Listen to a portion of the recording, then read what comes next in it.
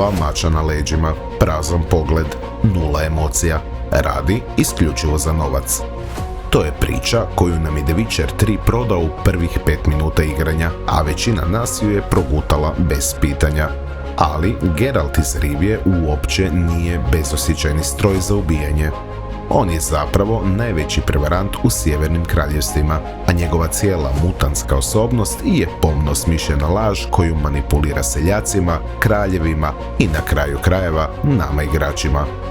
Danas na Joystick Legacyu ne pričamo o magiji i čudovištima. Ulazimo u psihološki profil čovjeka koji aktivno glumi da je psihopat samo kako bi preživio. Njegova najveća moć nisu znakovi ni napici, nego brutalna propaganda koju sam širi o sebi. Idemo odmah ispod haube bijelog vuka.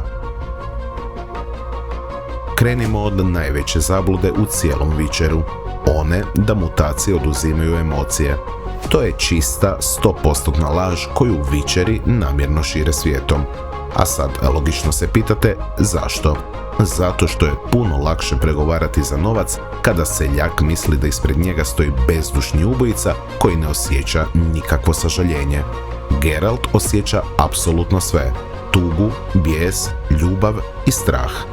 Njegova bijela kosa nije znak nedostatka emocija, nego posljedica dodatnih, brutalnih eksperimenata koji je preživio jer je bio previše izdržljiv.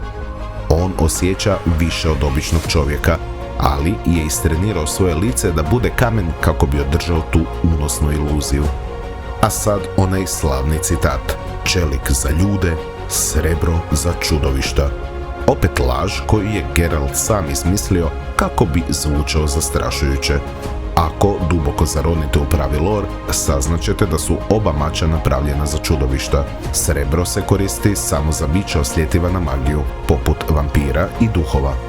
Čelični mač, koji uopće nije običan čelik, nego meteorsko željezo, služi za probijanje debelog oklopa i kože čudovišta poput grifona. To što s njim sjeće i ljude je samo dodatni bonus.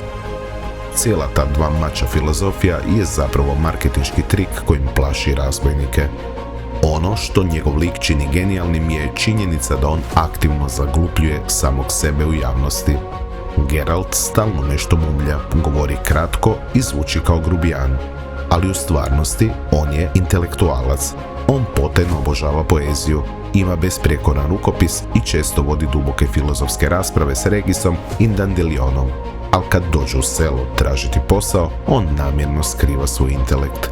Zna da seljaci ne bi platili pametnom mutantu. Plaća se samo onom tko izgleda i zvuči kao opasna zvijer. Kada shvatite da je njegovo mumljenje zapravo maska i da su izgubljene emocije samo alat za cjenkanje, Geralt prestaje biti običan heroj i postaje majstor manipulacije. Jeste li vi uopće znali da on cijelo vrijeme samo glumi, da nema emocije kako bi lakše uzeo novac?